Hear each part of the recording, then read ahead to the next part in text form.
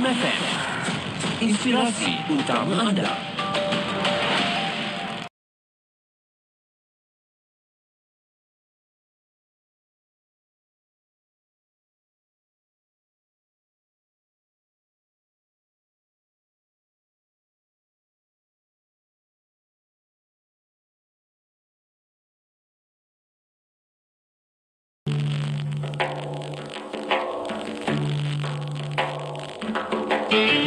عن أنس بن مالك رضي الله عنه عن النبي صلى الله عليه وسلم قال: من ترك الكذب وهو باطل بني له في ربض الجنة، ومن ترك المراء وهو محق بني له في وسطها، ومن حسن خلقه بني له في أعلاها.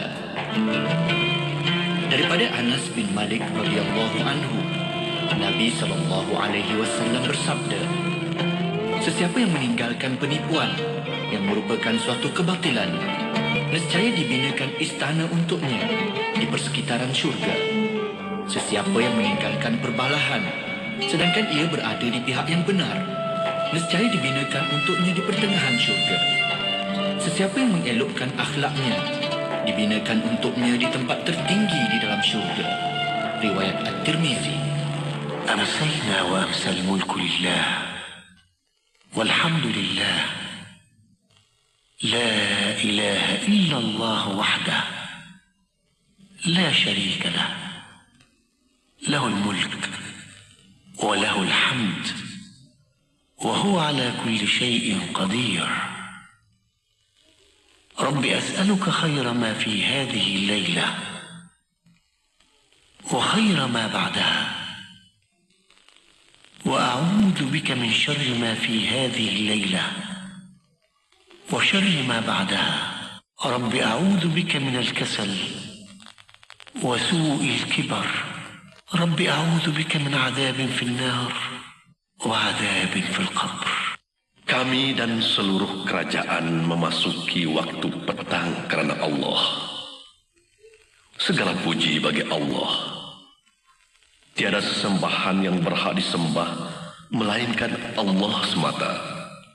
Tiada sekutu baginya. Semua kerajaan hanya miliknya dan segala pujian hanya untuknya. Dia Maha Berkuasa atas segala sesuatu. Wahai Tuhanku, aku memohon kebaikan yang ada di hari ini dan setelahnya. Sebaliknya aku memohon perlindungan dari keburukan yang ada di hari ini dan setelahnya. Wahai Tuhanku, aku berlindung kepadamu dari kemalasan dan buruknya umur tua. Wahai Tuhanku, aku berlindung kepadamu dari azab neraka dan azab kubur.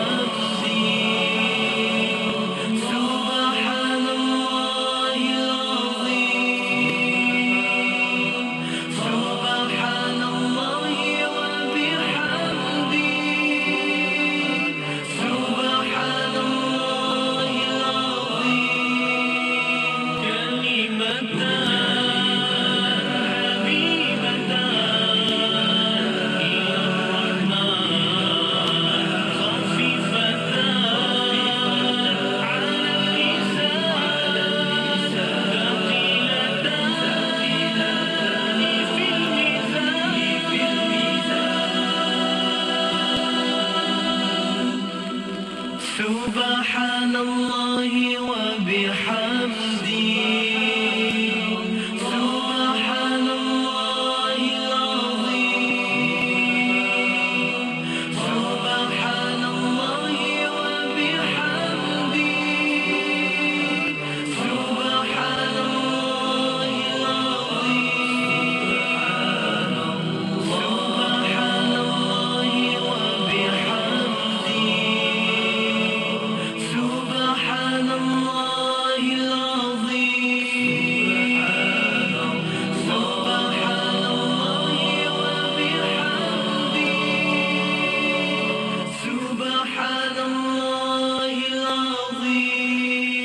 Rebut peluang jana pahala berterusan dengan wakaf ASNB. Dapatkan hadiah menarik apabila anda berwakaf di MySNB sempena kempen Seikhlas Wakaf ASNB sah sehingga 31 Disember. Mulakan wakaf anda bersama ASNB. Info di asnb.com.my, tertaluk terma dan syarat.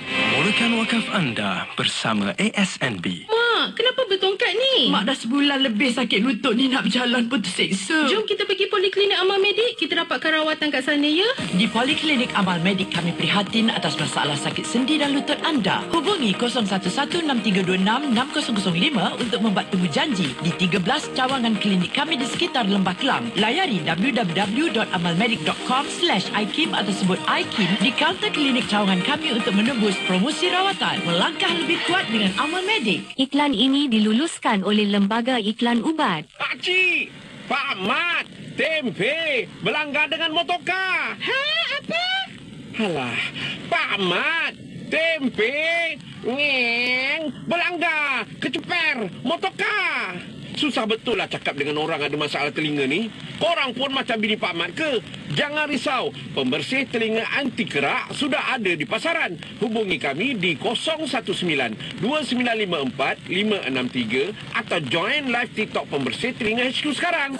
Jom memeriahkan Karnival Mahabah at MSI bermula 3 hingga 5 Oktober 2024 di Padang Rekreasi Masjid Sultan Iskandar, Bandar Dato' On, Johor Bahru. Dimeriahkan artis undangan UNIC, Rabani dan ramai lagi dengan pelbagai acara termasuk Solidariti Palestin, Gemersik Maulid IKIM FM, pertandingan mewarna, sukan rakyat dan banyak lagi. Jualan makanan dan pameran pun ada tau. Bermula 9 pagi hingga 11 malam. Jangan risau, kemudahan shuttle bus dan van turut disediakan. Tunggu apa lagi? Jumpa anda di sana. Tenangkan fikiran anda dengan Kembara Inspirasi bersama Mona Jasman.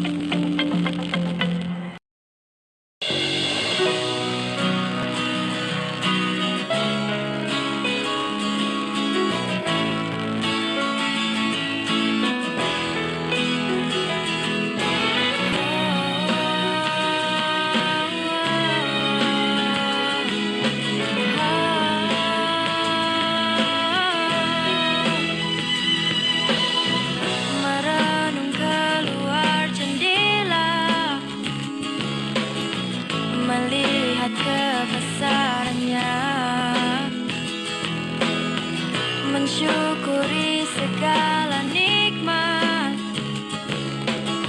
yang dikurnianya di dunia. Kau berikan ku kekuatan untuk berpegang pada jalan, walau penuh dengan cabaran. Ku tahu ku adamu Tuhan, karena Kau yang satu yang setia bersamaku. Dikala ku jatuh, ku bangkit karenamu. Ku tahu ku adamu di sisiku.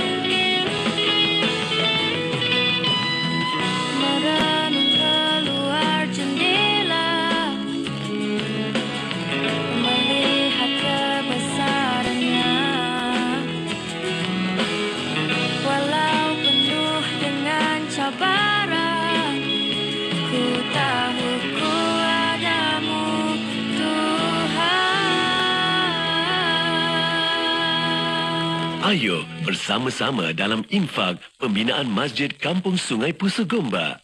Percayalah, sesungguhnya tidak akan berkurang harta dengan melakukan sedekah.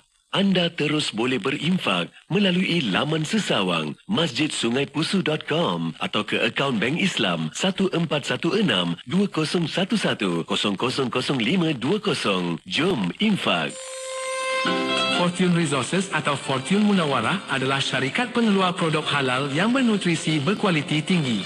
Dari mula beroperasi sejak tahun 2007, produk terulung Fortune Munawarah iaitu Smart Coco A+, produk minuman bercoklat bernutrisi, perlu digunakan oleh seisi keluarga, semua peringkat umur terutama yang berumur 2 tahun ke atas. Smart Coco A+ adalah yang pertama seumpamanya. Ianya telah mendapat sambutan hangat sejak mula dipasarkan sehingga kini. Mengandungi serbuk koko, kismis, tama, madu, malt dan ginkgo biloba. Di atas prihatin tentang kurangkan gula, Smart Coco A+ kurang gula dipasarkan dengan kelazatan dan nutrisi yang sama. Disyorkan pengambilan 2 sachet sehari dengan harganya yang mampu milik iaitu hanya RM24 sahaja. Diharap pengguna dapat membuat pilihan yang bijak. Fortune Munawarah juga mengeluarkan beberapa lagi produk iaitu Smart Sweet A+, formulasi sebatian kismis diperkayakan dengan nutrien berkhasiat. Hanya RM24 sahaja. Kopi Barli Munawarah sangat menjadi kegemaran di pasaran dengan harga hanya RM27 sahaja. Begitu juga dengan Gold A+. Rasakan kelazatan dan kesegarannya. Harga produk-produk Fortune Munawarah adalah sangat berpatutan dan mampu milik oleh semua peringkat lapisan masyarakat dan di seluruh pelosok negara. Dengan khasiat yang baik dan ramai berpuas hati, dapatkan segera. Hubungi 017-4379-124 atau 017-4791-274. Layari www.smartcoco2u.com dan FB Fortune Munawarah Smart Coco A+.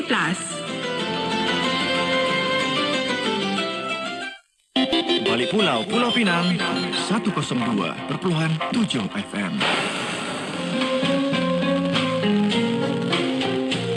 Bismillahirrahmanirrahim. Sabda Rasulullah sallallahu alaihi wasallam, la yu'minu ahadukum hatta akuna ahabba ilaihi min walidihi wa waladihi wan nasi ajma'in. Maksudnya, tidak beriman seseorang itu dengan iman yang sempurna sehinggalah aku menjadi paling dicintai olehnya lebih daripada anaknya sendiri, ayahnya dan daripada seluruh manusia. Dalam sebuah firman Allah Subhanahu wa taala, A'udzu billahi as-sami'il 'alim minasy syaithanir rajim. Qul in kana aba'ukum wa abna'ukum wa ikhwanukum wa azwajukum wa 'ashiratukum wa amwalun iqtaraftumuha wa tijaratun takhshawna kasadaha wa masakin tardawnaha ahabba ilaykum minallahi wa rasulihi wa jihadin fi sabilihi fatarabbasu hatta ya'ti Allahu bi amrihi. Wallahu la yahdil qaumal fasiqin.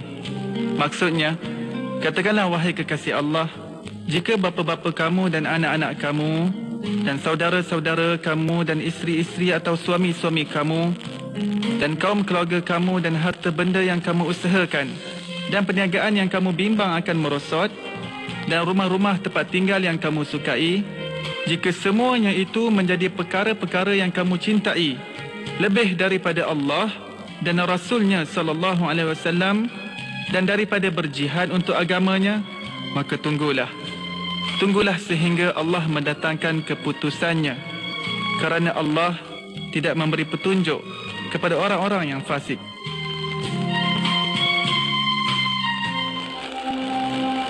Hamka.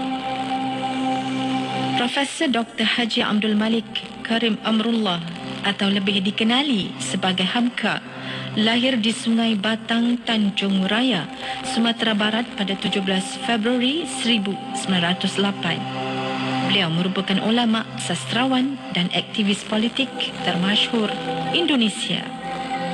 Hamka aktif berdakwah sejak usia remaja. Wadah yang dipilih beliau ialah penulisan dan pidato. Pada tahun 1927, Hamka berangkat ke Makkah untuk menunaikan ibadah haji dan mendalami ilmu agama serta mempelajari bahasa Arab. Ciri-ciri kepemimpinan terserlah pada diri beliau, khususnya melalui penglibatan dan pemilihan beliau sebagai anggota pimpinan pusat Muhammadiyah. Bahkan beliau dilantik sebagai penasihat pergerakan tersebut sehingga akhir hayatnya. Selain itu, Hamka juga merupakan Ketua Umum Majlis Ulama Indonesia. Walau bagaimanapun, beliau meletakkan jawatannya disebabkan mempertahankan fatwanya yang didesak pemerintah untuk ditarik balik. Dalam bidang politik, Hamka terlibat sebagai anggota Syarikat Islam dan Partai Masyumi. Beliau bersama-sama sahabatnya seperti Muhammad Nasir sentiasa konsisten memperjuangkan syariat Islam sebagai dasar negara Indonesia. Hamka juga aktif dalam bidang penulisan dan penerbitan. Sejak usia remaja lagi, beliau telah mula menulis dalam majalah seperti Khatibul Ummah dan Tabligh Muhammadiyah. Sebagai penulis, Hamka meninggalkan khazanah ilmu yang tidak terhitung nilainya. Antaranya termasuklah Tafsir Al-Azhar yang dihasilkannya semasa menjalani tempoh pemenjaraan selain di bawah lindungan Kaabah. Tenggelamnya kapal Van de Wijk, Keadilan Ilahi, Angkatan Baru terusir di dalam lembah kehidupan, tasawuf moden, falsafah hidup dan banyak lagi. Ilmuwan dan pejuang sanjungan tanah airnya Indonesia dan rantau Asia Tenggara ini meninggal dunia pada 24 Julai 1981 pada usia 73 tahun.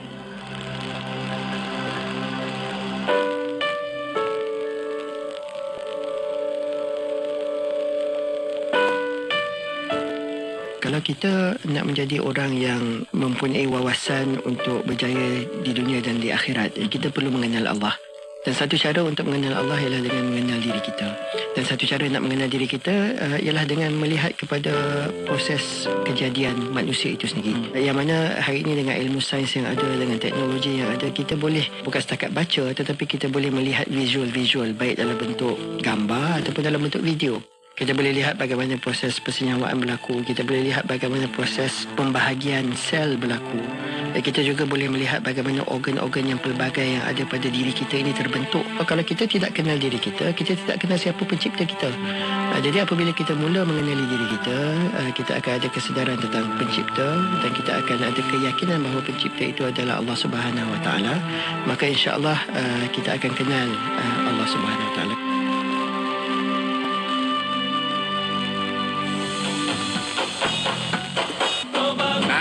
Wagi saya Radio IKIM kat Seremban 102.7 FM. Dongai ya. Bismillahirrahmanirrahim. Alhamdulillah rabbil alamin wassalatu wassalamu ala asyrafil anbiya wal mursalin sayyidina Muhammad wa ala alihi wa sahbihi ajma'in. Rabbi shrah li sadri wa yassir li amri wahlul 'uqdatam min lisani yafqahu qawli. Assalamualaikum warahmatullahi wabarakatuh. Kepada para pendengar yang masih setia bersama kami di Radio Institut Kefahaman Islam Malaysia Radio IKIM. Alhamdulillah untuk petang ini masih lagi bersama kembali Inspirasi IKIM FM, inspirasi utama anda untuk kita bersama rancangan setiap hari Rabu Fas'aluna, Tanyalah Kami. Dan untuk rancangan Fas'aluna, Tanyalah Kami bersama anda di FB dan YouTube IKIM FM. Soalan pertanyaan kita buka ruang dan peluang untuk anda. Boleh hantarkan melalui WhatsApp konti 0112900404 dan juga boleh tinggalkan di FB dan YouTube IKIM FM. Untuk petang ini Alhamdulillah kita bersama Yang Berusaha Dr. Nik Ruskiman Abdul Samad yang ada di konti pada petang ini. Kita mengalukan kehadirannya. Assalamualaikum Dr. Waalaikumsalam warahmatullahi wabarakatuh. Apa khabar Dr. Kaifa haluka? Alhamdulillah bikhair. Mana sihat? Alhamdulillah sihat. Dan insya-Allah bersama doktor untuk petang ini masih lagi kita membincangkan bersama kita wahai anak muda ayuhal walad bersama-sama kita pada petang ini yang menonton di FB boleh nampak kita dan untuk anda juga pada petang ini kita akan bincangkan nasihat kedua bersama cara menerima nasihat. Untuk petang ini bersama doktor sebagai mukadimah, silakan doktor. Ya, bismillahirrahmanirrahim. Assalamualaikum warahmatullahi wabarakatuh. Alhamdulillahirabbil alamin. Wassalatu wassalamu ala asyrafil anbiya'i wal mursalin wa ala alihi washabihi ajma'in. Terima kasih yang bahagia Datin Mona Jasman dan para pendengar yang saya hormati sekalian. Kita menyambung pengajian kita berhubung dengan kitab Ayyuhal Walad yang telah saya terjemahkan dan dinamakan sebagai Wahai Anak Muda. nasihat kepada para penuntut ilmu, dan kita masuk kepada nasihat yang kedua, cara menerima nasihat. Kepada siapa yang telah membeli buku ni, boleh rujuk pada muka surat yang ke-51. Ya, insya-Allah kita membincangkan sebelum ini tentang bagaimana kepentingan menjaga masa. Itu nasihat pertama Hujjatul Islam Imam Ghazali rahimahullah taala, supaya kita menjaga masa, kerana masa ini ialah kehidupan, bukan masa ini emas. Kerana emas, hilang emas kita boleh cari lagi, tapi hilang masa kita dah tak boleh cari dah.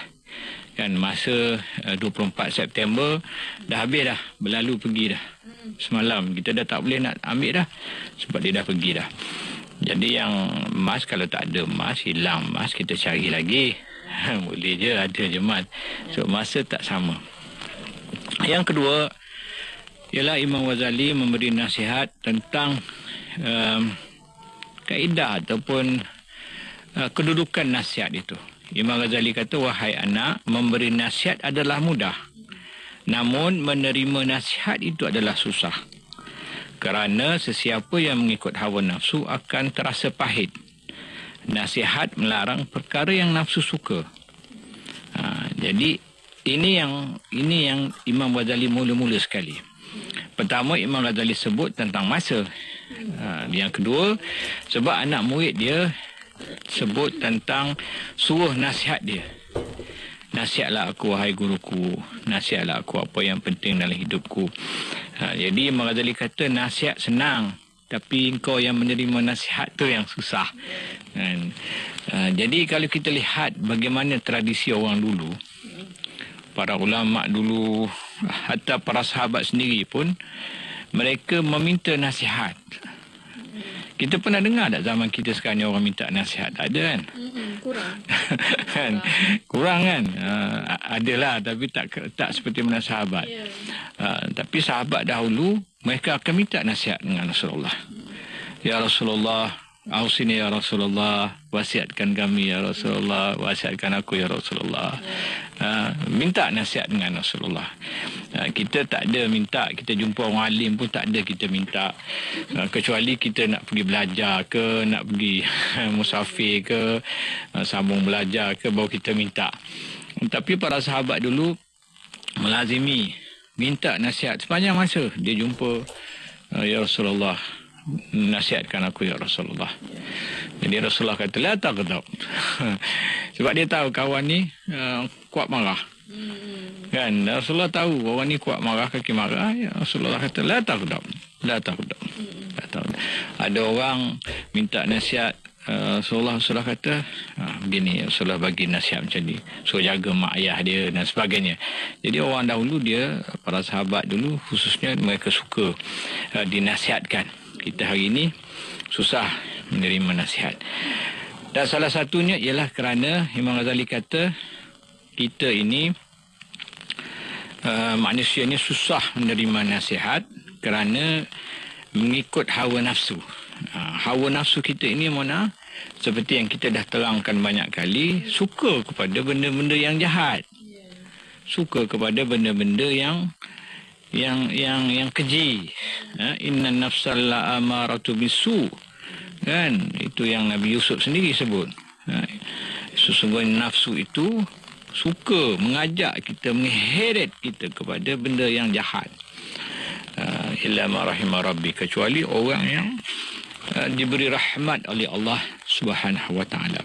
Kalau kita dalam kalangan mereka yang diberi rahmat oleh Allah Subhanahu wa taala, kita berjaya mengawal hawa nafsu kita. Sebab nafsu ni dari satu segi dia tidaklah bersalah, dia tidaklah berdosa. Tetapi nafsu yang tidak dikawal, yang tidak dibendung, yang tidak dididik, yang tidak didisiplinkan, itu yang berdosa. Kan? Sebab nafsu ini fitrah kita. Nafsu kita dah sebut banyak kali, ayat Quran pun sebut, zuyina linnasi hubbus syahwat. Kan? Nafsu ini dia suka minan nisa, kepada perempuan, pada anak-anak dan sebagainya, kan? Pada kenderaan dia suka. Tak ada masalah. Kan, memang fitrah manusia menyukai perempuan, kan, fitrah. Tapi jangan isteri orang. kan kita suka perempuan boleh, tak ada masalah, kahwinlah dengan perempuan yang kita suka, yang kita tu, tapi jangan kita pergi kacau isteri orang, jangan kita kacau benda-benda yang tak yang haram, berzina dan sebagainya. So syahwat ini, nafsu ini kena dikawal, dibendung, dijaga, didisiplinkan. Kalau kita berjaga mengawal disiplin kita, maka itulah yang terbaik. Jadi nasihat, dia kata nasihat melarang perkara yang nafsu suka. Nasihat ni kebanyakannya akan larang benda yang kita suka. Benda kita suka biasanya benda yang disukai oleh nafsu. Dalam hadis Nabi kata hufatil jannah bil makarih. Syurga itu dihiasi dengan perkara-perkara yang kita benci. Tetapi hufatin nar bisyahwat. Tetapi neraka itu dihiasi, dilingkari oleh benda-benda yang nafsu suka. Jadi setiap kali orang nasihat kita, mesti orang nasihat kita itu bertentangan dengan nafsu kita. Kau tak boleh macam ni, kau kena macam ni, kau tak boleh tidur banyak. Kita suka tidur banyak sebab nafsu suka tidur. Kau ni tidur je banyak. Jadi orang tegur kita, kita akan marahlah. Kan? Apa salahnya tidur, bukan kacau orang. Tapi itu tak boleh kan. Jadi benda-benda yang nafsu suka itu adalah benda yang akan ditegur dalam nasihat-nasihat. Sebab kebanyakan nasihat itu akan menyentuh perkara yang tidak disukai oleh nafsu. InsyaAllah pandang kita sambung lagi. Baik doktor, terima kasih doktor atas pencerahan.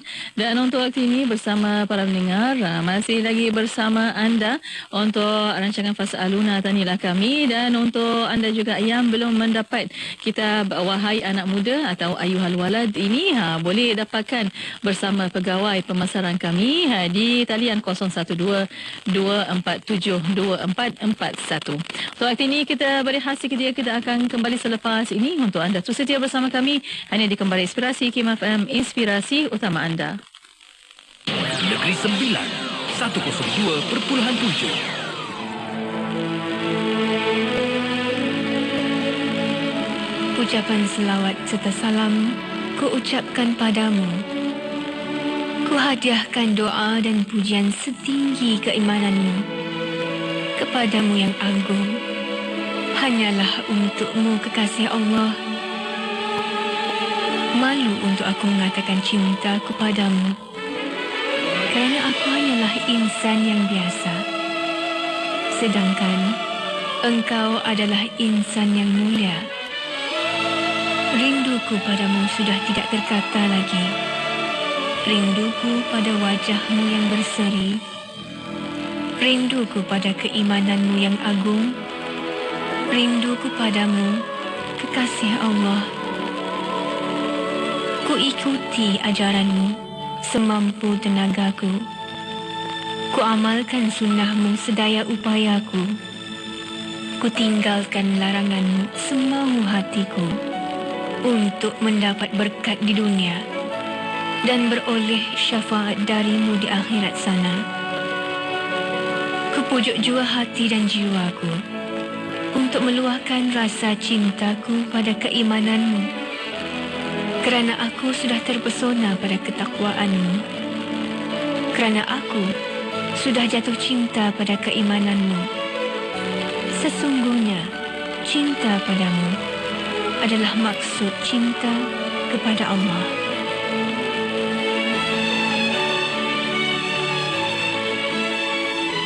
Saja itu tadi bertajuk Cintaku pada Kekasih Allah, hasil nukilan Rabi'atul Adawiyah, Selangor, Darul Ihsan.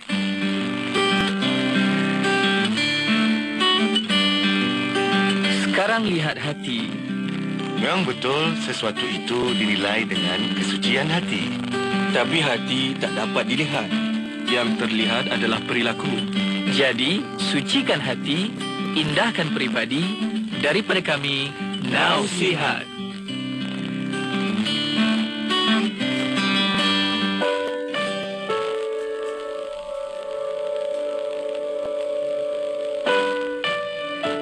Dunia dicipta untuk memenuhi keperluan, bukan keinginan manusia.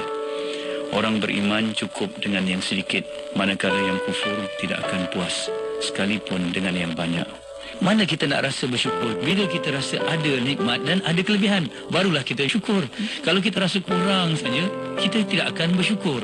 Jadi bila kita ada rasa bersyukur, inilah yang dikatakan law of gratitude. Ikuti kami di podcast web podcast.ikim.my. Bismillah, alhamdulillah, wassalatu wassalamu ala rasulillah. Alhamdulillah masih bersama untuk petang ini. Kembali Inspirasi masih bersama anda untuk rancangan Fas'aluna, Tanilah Kami. Dan untuk bersama anda masih lagi di FB dan YouTube IKIM FM. Soalan pertanyaan boleh hantarkan melalui WhatsApp konti 011-29-004-004 dan juga boleh tinggalkan di FB dan YouTube IKIM FM. Masih lagi bersama yang berusaha Dr. Nik Ruskiman Abdul Samad, Fellow Utama Pusat Kajian Syariah Undang-Undang dan Politik Institut Kefahaman Islam Malaysia IKIM, dan masih bersama untuk anda bersama kitab kita Wahai Anak Muda yang dapat sekarang ni selama siaran ni doktor yang difahamkan 20% ya. Oh ya, Masya-Allah, alhamdulillah. Jom jangan lepaskan peluang, kita bersyarahkan juga sepanjang 4 bulan ini. Dapatkan buku ini sekarang di 0122472441. Dan untuk ini bersama doktor, nasihat kedua, cara menerima nasihat untuk kita sambung kembali. Silakan doktor. Ya, nasihat ini seperti yang kita sebut ialah biasanya dalam perkara yang nafsu suka. Jadi kita susah nak menerima. Dan salah satu lagi Imam Ghazali sebut tadi, kenapa nasihat ini susah untuk diterima? Kerana manusia ni ada ego dia. Manusia ni sombong. Manusia ni ada sombong masing-masing. Orang tua dia ada sombong dia. Muda pun ada sombong dia. Orang ada kelulusan, sombong dia. Orang pelajar sombong. Pegawai atasan, bos-bos sombong cara dia. Kan? Kalau orang tua-tua kita, dia kata aku makan garam dulu pada engkau. Itu orang tua kan. Dia sombong macam tu. Kalau orang lama, senior, bos-bos ni, dia sombong, aku pengalaman dah lama kerja. Dia sombong macam tu pula. Jadi semua orang biasanya akan, bukanlah semua, maksudnya kebanyakan orang yang susah menerima nasihat itu disebabkan Imam Ghazali kata ialah kerana disebabkan oleh ada ego dalam diri dia, ada kesombongan dalam diri dia. Jadi itu pun satu benda yang kita kena tengoklah diri kita. Kita ni termasuk di kalangan orang yang ego ke tak ego, sombong ke tak sombong. Jangan kita nak tahu kita ni sombong ke tak sombong. Orang tegur kita, kita dah naik angin dah. Orang nasihat kita, kita melenting, pantang orang nasihat dia. Sampai tak ada orang boleh nasihat dia. Kalau kawan-kawan nasihat ni, kita faham lah. Sebab kawan tu start hati. Mak ayah dia nasihat pun tak nak dengar. Mak ayah dia pun dia melawan. Jadi, di situ menunjukkan dia ada sesuatu yang tidak kena. Penyakit hati dia tu. Iaitu dia ada ego, ada sombong dia. Kita kena faham bahawasanya apabila seseorang itu menasihatkan kita, dia nasihat kita supaya begini. Nasihat yang dia beri itu kita tak bayar pun. Tak ada consultant fees pun. Kenapa dia nasihat kita? Sebab pertama dia sayang dengan kita. Kan? Dia sayang dengan kita. Yang kedua sebab dia nak tengok kebaikan pada diri kita. Dia nak tengok perubahan pada diri kita. Kalau kita tak elok, dia nak suruh tengok elok. Kalau kita dah elok, dia nak suruh tengok lagi elok. Dia tak dibayar 1 sen pun oleh kita. Tetapi dia masih lagi meluangkan masa. Beri nasihat ke dia. Awak ni budak-muda lagi. kan awak ni budak-muda lagi. Saya nak nasihatkan awak supaya begini. Awak boleh jadi cemerlang jika awak buat begini. Awak jangan berkira sangat dalam pekerjaan. Contoh kan jangan sangat awak ni kan habis pukul 5 handphone dah tak jawab. Sabtu Ahad dah tak jawab kan. Kadang-kadang bos nak kontak ada benda urgent, awak tak jawab dah kan. Contoh ni perkara normal dalam pekerjaan kita kan. Kadang-kadang ada ini contoh lah, ini dalam pekerjaan. Benda lain pun sama. Anak-anak kita ke siapa ke, kalau mak ayah nasihat untuk kebaikan, bukan niat lain, untuk kebaikan. Jadi kalau kita susah nak menerima teguran, maknanya sesuatu tidak kena dalam hati kita. Ada satu penyakit dipanggil penyakit sombong, ego, penyakit takabur. Penyakit ni kita tahulah asal usul puncanya daripada nafsu, daripada hati rohani yang kotor. Dan penyakit ini tak layak bagi kita orang mukmin. Ini penyakit yang kita warisi dari iblis. Kan? Aba wastakbara kan? Aba wastakbara. Jadi iblis sahaja yang sombong, takabur ini, penyakit ni. Kerana yang berhak untuk rasa sombong, kesombongan ini hanyalah Allah SWT. Allah SWT kata, sombong itu adalah hak aku. Azamati itu kan, adalah hak aku. Dia kesombongan, kibria itu adalah selendang aku. Dalam satu hadis diriwayatkan. Jadi yang boleh sombong ialah Allah Ta'ala. Sebab dia memang Allah SWT yang maha berkuasa. Kita tak ada kuasa, kita hina dina. Kenapa kita nak sombong? Jadi kalau orang nasihat kita, kita terimalah. Lagi Imam Ghazali kata, nasihat perkara yang nafsu suka sehingga terkesan terutamanya kepada penuntut ilmu rasmi yang asyik menunjukkan kelebihan dirinya dan mengejar habuan duniawi, serta mereka menyangka yang dengan memperoleh ilmu sudah menjadi memadai untuk berjaya tanpa beramal. Ini merupakan pegangan dalam kalangan ahli falsafah. Imam Ghazali di zaman dia dulu dia berhadapan dengan sekelompok ilmuwan, ulama lah dia katakan, yang ulama rasmi dipanggil. Ulama rasmi ni Imam Ghazali bahagikan kepada dua ulama, kategori ulama. Satu dalam Ihya dia sebut ulama dunia, ulama rasmi lah ni. Dan satu lagi ulama akhirah, ataupun ulama su. Ulama dunia tu juga dipanggil ulama usu. Ulama usu ni maknanya ulama jahat. Dia jahat ulama ni. Dia ulama, dia ada ilmu, dia belajar ulama rasmi. Dia belajar tinggi, dia nak dapatkan tempat kedudukan, nak jadi orang besar, nak jadi penasihat raja, nak memegang jawatan-jawatan tinggi. Dan dia bagi nasihat ikut nasihat raja nak. Ikut nasihat pemerintah nak. Pemerintah nak benda ni, okey. Pemerintah nak benda yang haram pun dia cari dalil yang halal. Itu kerja dia. Menghalalkan. Itu ulama yang jahat. Imam Ghazali kata ini ulama yang rasmi lah diistilahkan, yang nakkan kedudukan, nakkan pangkat, nakkan kemewahan. Jadi kita jangan jadi begitu. Dan ada di kalangan orang pada zaman dahulu, pada zaman Imam Ghazali, yang merasakan dia sudah ada ilmu tu dah cukup dah. Dia dah lulus agama, pengajian tinggi, dah universiti Islam dan sebagainya. Dia dah cukup dah. Amal tak penting. Cukup dengan sekadar dia tahu. Ini Imam Ghazali kata tidak ubah seperti mana perangai orang ahli falsafah. Ahli falsafah dia melihat begitulah. Dia merasa cukup dengan sekadar berilmu tanpa beramal. Tidakkah mereka menyedari dengan semata-mata memperoleh ilmu tanpa beramal dengannya, kelak ilmu menjadi penentang baginya di hari akhirat. Kalau dia sekadar berilmu tapi dia tidak beramal dengan ilmunya, ilmu itu akan jadi penentang. Allah Ta'ala marah orang yang sekadar ada ilmu, orang yang marah orang yang ada ilmu tetapi tidak beramal dengan ilmu dia. Jadi ini adalah disebutkan di situlah hadis tentang asyadun nasi azaban yaumal qiyamah tu alimul la yanfa'ullah bihi bi ilmihi, kan, atau maqal.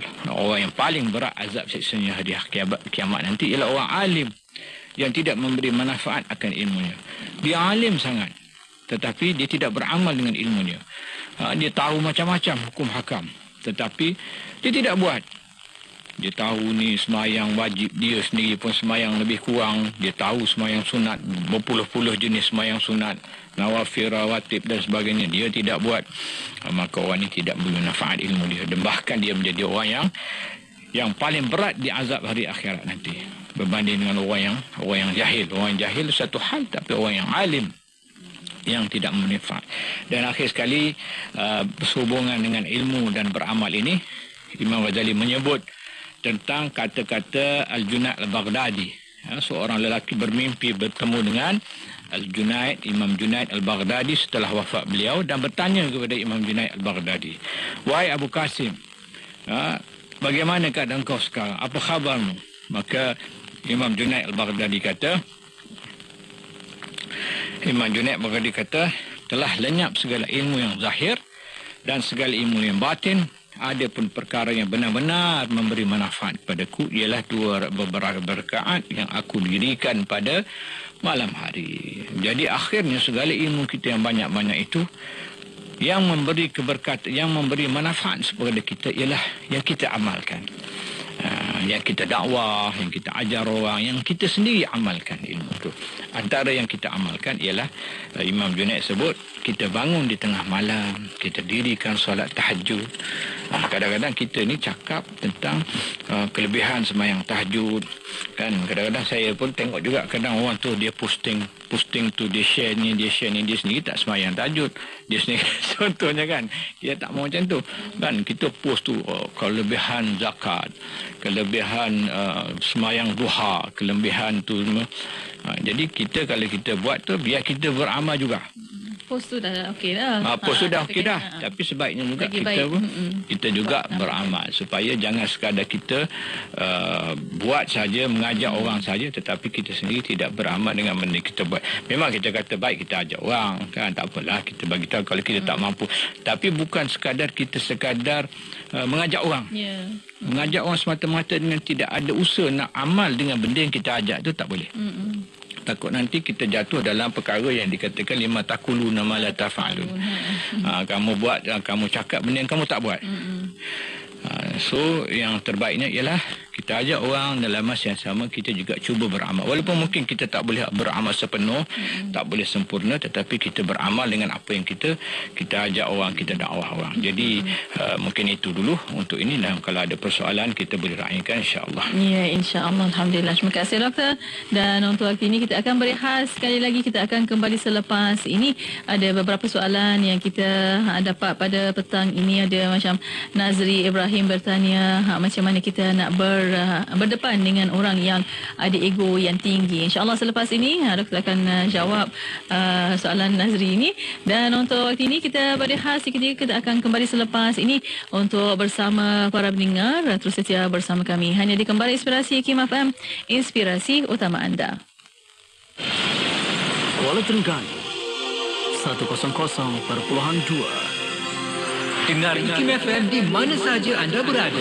Layari laman web www.ikimfm.my atau muat turun aplikasi Radio IKIM di Google Play Store dan Apple App Store. Terkini, IKIM FM turut boleh didengari melalui aplikasi Audio Plus dan MyTV mana-mana. Muat turunnya sekarang menerusi Google Play Store, Apple App Store dan Huawei App Gallery. Sajian rancangan terbaik dengan pelbagai pengisian maklumat ilmiah yang bermanfaat seperti Kitab Bicara Darah Wanita, Syarah IKIM, Syariah dan Perundangan, Emas IKIM, Kelvin Bertanya, Islam dan Sains, Tahsinul Ibadah, Resolusi, Tarbiyah, Tadabbur, Laporan Khas dan Bacaan Surah Al-Kahfi bersama Syafiq Saleh dalam Inspirasi Ilmu dari 10 pagi hingga 1 tengah hari. Hanya di IKIM FM, inspirasi utama anda. Sayyidina Anas bin Malik radhiyallahu taala anhu mengatakan Rasulullah sallallahu alaihi wasallam itu seorang yang sederhana tinggi, tidak terlalu tinggi dan tidak pula terlalu rendah. Bermaksud baginda sallallahu alaihi wasallam seorang yang sederhana pada tinggi rendah, tidak terlalu tinggi dan tidak terlalu rendah. Tubuhnya cantik, rambutnya tidak kerinting dan tidak pula lurus. Kulitnya putih kemerah-merahan. Bila baginda sallallahu alaihi wasallam berjalan, sedikit condong ke hadapan. Dengan erti kata baginda sallallahu alaihi wasallam apabila berjalan nampak tubuhnya agak condong ke hadapan, sebagaimana dalam hadis yang lain yang diriwayatkan daripada Sayyidina Ali bin Abi Talib yang menyebutkan seolah-olah baginda sedang menuruni tempat yang curam. Kota Baru 89.8. Terima kasih kepada anda yang terus setia bersama kami hanya di Gembar Inspirasi IKIM FM, inspirasi utama anda untuk petang ini bersama rancangan Fas'aluna, Tanyalah Kami. Dan Alhamdulillah masih lagi bersama untuk waktu ini bersama yang berusaha Dr. Nirus Kiman Abdul Samad, Fellow Utama Pusat Kajian Syariah Undang-Undang dan Politik Institut Kefahaman Islam Malaysia. Dan untuk bersama para pendengar, masih lagi ada ruang dan peluang untuk anda hantar soalan melalui WhatsApp konti 011-2904-004 dan juga boleh tinggalkan di FB dan YouTube IKIM FM. Untuk petang ini ada satu soalan yang kita bacakan tadi. Nazri Ibrahim bertanya macam mana kita nak berdepan dengan orang yang ada ego yang tinggi, dan sama juga lebih kurang di WhatsApp konti satu soalan ini, macam mana kita nak berhadapan dengan orang yang ego tinggi hingga menampakkan yang salah itu betul dan menarik orang lain untuk bersama-sama dengannya. Mohon pencerahan doktor, silakan. Ya, bismillahirrahmanirrahim. Pertama, kalau kita berhadapan dengan orang yang ego ni, satu pendekatan yang agak senang sikit lah, yang agak tidak ketara sangat, ialah kita jangan kritik dia. Orang ego ni, dia tidak boleh dikritik. Kan, kalau kita mengkritik dia, tak boleh, dia akan melenteng sangat. Dia akan jadi defensif. Kita jangan mengkritik orang yang ego ni. Ego yang besar ni kita tak boleh kritik dia. Bahkan nasihat pun sebenarnya kita tak boleh nasihat. Orang yang ego ni. Apa yang kita boleh buat ialah kita cuba duduk dalam keadaan yang santai, dan kita cuba rungkaikan benda apa yang kita nak tegur itu dalam bentuk perbualan yang biasa dan memberikan semacam solusi dan begitu. Memberi semacam bayangan bagaimana penyelesaian yang sesuai kepada sesuatu keadaan. Mungkin tidak direct kena kepada dia, tetapi indirect, kan, suatu kisah dan sebagainya, tetapi secara kiasan-kiasan yang mungkin akan menyedihkan dia. Kalau kita attack dia, dia akan terasa. Tapi kalau kita sini-sini pun dia terasa juga. So kena pandai lah. Itu dikatakan seni tu. Nak berhadapan dengan emosi, dengan perangai manusia ni, dia ada seni-seni dia. Macam orang berhadapan dengan isteri juga lah, kan. Isteri pun dia ada perangai dia juga, kan. Sama. Ya, betul. Laki pun sama lah. Masing-masing ada ego dia. Laki pun ada ego dia, isteri pun ada ego dia. Jadi satu pendekatannya adalah kita jangan mudah kritik dia, jangan hantam dia, jangan bahkan bagi saya orang macam ni mungkin kita tak nasihat dia dalam direct. Saya nak nasihat awak. Jangan kita. Kan dia dari sangat pula. Jadi saya nak nasihat. Jadi orang macam ni dia akan melenteng lah, dia akan jadi defensif lah. Nak nasihat orang macam lah dia tu betul sangat. Dia akan jadi macam tu. Apa boleh buat ialah kita duduk sembang, minum-minum air kat kafe, dan dalam masa yang sama kita bawa benda-benda tu. Kan, jadi cara perbualan tu kena lebih santai, kan, kena guna psikologi lah, orang kata kena guna psikologi. Dan orang ego ni juga satu lagi ialah kalau ketika dia marah, kita jangan masa itulah nak nasihat dia. Masa itulah kita nak berlawan cakap dengan dia. Especially isteri-isteri lah dengan suami yang tengah panas tu, kan. Jadi kalau dia tengah marah tu, biar aja dia marah. Biar aja dia marah. Biar dia habiskan dulu. Jangan dia kata sepatah, kita jawab sepatah. Dia kata sepatah, kita jawab sepatah. Padahal yang dia cakap tu tak betul, kan. So kita cuba nak jelaskan, kita nak perbetulkan benda yang dia salah faham, benda yang dia silap faham, benda yang bukan fakta, benda yang dia punya salah sangka. Tak payah, biar je dia lepas tu. Biar dia habiskan dia punya kemarahan dulu. Dan malam-malam ke apa, kalau suami isteri tu malam nak tidur ke apa ke benda ke, baru kita mulakan, kan. Jadi itu saya cakap tu pengalaman saya lah. Ya, timing penting juga, kan. Timing tu, kan, masa kita santai-santai, masa kita dan tengok mood dia pun dah happy semua, masa tu kita boleh cerita. Ya, betul. Orang kata orang dah api, dah api dah sejuk lah. Saya sendirilah, saya tengok alhamdulillah lah, mungkin isteri saya dia faham psikologi saya. Dia tak pernah lah kemarahan tu, kan. Dia akan cari. Patut bila dia kata tadi, kan, masa abang cakap tu sebenarnya tak betul tu, dia kata silap faham tu sebenarnya betul. So masa tu kita pun faham. Oh, tak ada senyap masa aku naik angin.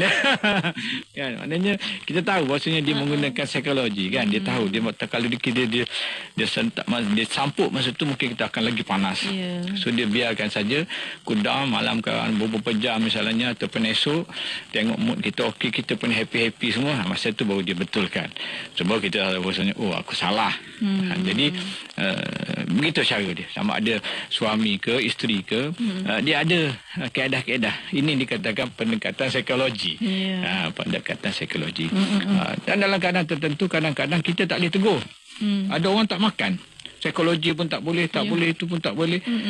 So dengan orang yang ego ni kena cari orang yang dihormat je. Dia hormat ke ayah dia. Masuk ke ayah dia lah. Ayah nasihat sikit ayah. Tu anak tu ataupun suami tu, abang tu kan, suami anak dia kan, bukan menantu kan. Pergi kat bapak mentua tu nasihat sikit ayah. Dia tu gini. Ayah dia takut. Dia segan. Mati ego dia. So kita pergi ke situ. Tu maknanya kalau kita dah tak boleh dengan pendekatan kita psikologi pun tak makan semua, kita pergi dengan orang yang disegan. Dia ada tuan guru, dia ada tok syekh ke, dia ada ustaz yang disegan, dia malu ke apa ke, benda yang bukan aib dia lah kan. Tapi mungkin kita bagi tahu dia benda yang bakhil ke, contoh kan. Kan ada yang bakhil tu bagi tahu ustaz tu, biar ustaz tu cerita sikit. Kan, jadi indirectly dia terasa, dia faham bahawasanya aku ni benarnya tak kena kan. Walaupun dia tidaklah rasa kita yang meriput ke apa, tetapi dia faham bahawasanya dia tak kena dalam perbuatan dia. Itu cara menegur ni banyaklah, kena ada seni dia orang kata. Wallahualam. Ya, kena belajar ni, masya-Allah. Dan ada satu soalan lagi, Dr. Muhammad Faizal bertanya, bagaimana nak nasihatkan anak yang degil dan langsung tak nak dengar nasihat? Selain doa, apa yang harus dilakukan? Oh, ini satu soalan yang susah. Sebab dia letak doa tu selain doa tu. Ya, selain doa. Selalu kita berdoa, doktor. Ya, betul. Kan. Jadi memang susahlah kalau anak kita yang dah besar. Kan kalau anak kecil senang. Sebab tu salah satu yang kita kena buatnya ialah didikan anak ini kena bermula masa kecil lagi. Jadi kalau kita mula masa kecil lagi, kita dah didik dia, kita dah ajar dia semayang dan sebagainya, itu memudahkan kita untuk nasihat dia. Tapi kalau dia dah besar, dah 20 tak semayang, jadi benda tu akan menyusahkan kita nak nasihat orang yang dah besar. Jadi itulah pesanan saya supaya bagi ibu-ibu muda, pasangan muda ni, didiklah anak tu daripada kecil lagi. Kan. Adapun ibu yang dah anak-anak yang dah besar tu, kita kena guna macam-macam pendekatan lah. Tengoklah apa yang kegemaran dia, kan, kita masuk dunia dia. Masuk dunia dia, tengok kegemaran dia macam mana, bawa dia. Kalau jenis suka apa semua, main bola ke, tengok bola, masa tu masukkan elemen nasihat tu. Kan, saya ingatlah ada setengah ibu dia cerita pada saya, dia nasihatkan anak dia setiap kali dia ambil anak dia balik sekolah. Kan masa atas kereta tu anak tu happy dengan apa radio sebagainya, masa tu dia masukkan. Tak boleh kita ni perangai mood kita moody, sekali bagus sekali tak bagus. Dia masukkan. Kan dia masukkan slow macam tu. Untuk orang yang remaja yang dah besar kan. Jadi itulah cara dia masuk dalam dunia dia. Rewards dia, apa yang dia suka. Bila dia suka, reward dia. Dan dalam masa yang sama kita kena nasihat kat dia. Kan kalau dia suka ni, okey, dia suka apa yang dia suka, okey, kita reward dia. Tapi kalau boleh lepas ni ayah bagi ni, dia bagi hadiah handphone ni, tapi ayah nak semayang, tengok lepas ni kena semayang. Kalau ayah tak nak beli, contoh kan. Jadi dengan syarat kena semayang, contoh kan. Jadi itu cara galakan pada dia supaya dia faham maksudnya dia buat benda ni. Jadi itu saya rasa benda ni kalau kita nak bincang tentang bagaimana nak nasihat, nak didik anak ni panjang. Kan benda ni panjang, dan saya rasa satu benda yang perlu kepada seni yang tersendirilah, insya-Allah. Baik. Terima kasih doktor. Dan ada satu di WhatsApp Konti, dia bertanya, saya banyak menghadiri majlis ilmu dan mencatat apa yang ustaz-ustaz sampaikan, tapi saya malu untuk share dengan orang lain. Takut orang kata macamlah saya pandai sangat. Berdosa ke jika saya ada perasaan begitu? Perasaan apa tu? Perasaan malu nak share. Nak share dan kongsi dengan orang. Taklah berdosa. Sebab kita ada pengetahuan tu kan, kita ada ilmu tu, taklah berdosa. Kita tak nak share. Yang berdosanya kalau orang alim yang tidak mahu mengajar, mendidik orang dan melihat kemungkaran yang berlaku dan tidak mencegah kemungkaran, itu jadilah berdosa. Tetapi sebaiknya apa-apa ilmu yang kita peroleh, kalaulah kita boleh kongsi dengan orang, itu baik. Tetapi perkongsian seperti mana yang saya sebutkan tadilah, bukan sekadar forward kan dia forward dia tak buat pun, dia forward je kan, dia forward je. Jadi itu benda yang tak elok lah. Saya pernah dengar ada satu cerita lah, ini sepasang suami isteri yang telah berpisah. Dia kata suami dia tu nasihat orang dia pandai, tapi dia sendiri tak buat. Dia katakan jadi kita tak mau macam tu. Kita tak tahu kan, tapi seorang yang kira selebriti dan sebagainya, dia yang tahu bini dia, isteri dia lah, pasangan dia lah, suami isteri kan. Dia nasihat orang, kita tak tahu kan, tapi apa yang berlakunya lah dalam dunia media sosial ini, kita banyak dapat orang share tu share ni kan. Kita bertahajud, lepas tu dia pergi tidur. Jom kita bangun bertahajud. Bangun untuk post semata-mata. Bangun untuk post semata-mata kan. Dia bangun pun dia terkejut malam pukul 4 pagi dia post. Ni dah ada dah. Kita bertahajud. Dia bagi tandas je. Kita bertahajud. Sekarang awak selamat bertahajud kepada semua. Dia post yang tu, dia pun pergi tidur. Dia tak tahajud. Jadi benda-benda macam tu yang maksud saya. Bukan kata kita tak boleh nak kongsi.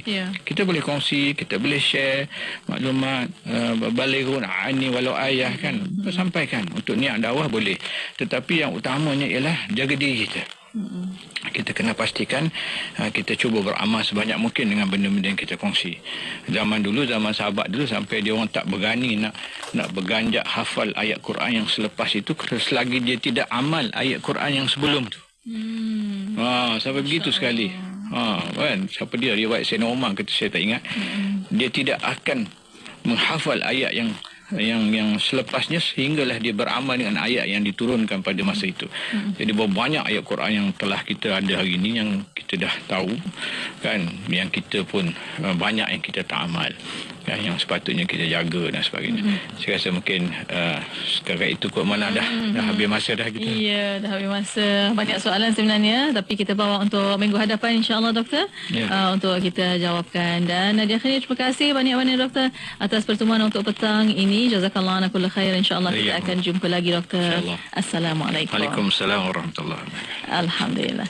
Dan untuk para pendengar, terima kasih kepada anda, dan untuk anda terus setia bersama kami hanya di Kembali Inspirasi Kim FM, inspirasi utama anda. Lembah Kelang 91.5 FM.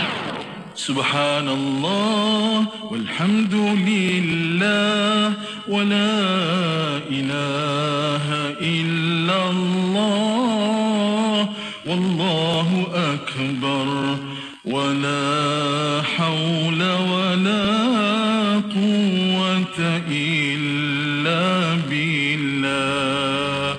Subhanallah walhamdulillah wa la ilaha illallah wallahu akbar wa la hawla wa la quwwata illa billah. Astaghfirullah wa kana Allahu ghafurar rahima. أستغفر الله وكان الله غفورا رحيما. أستغفر الله وكان الله غفورا رحيما. أستغفر الله وكان الله غفورا رحيما. أستغفر الله وكان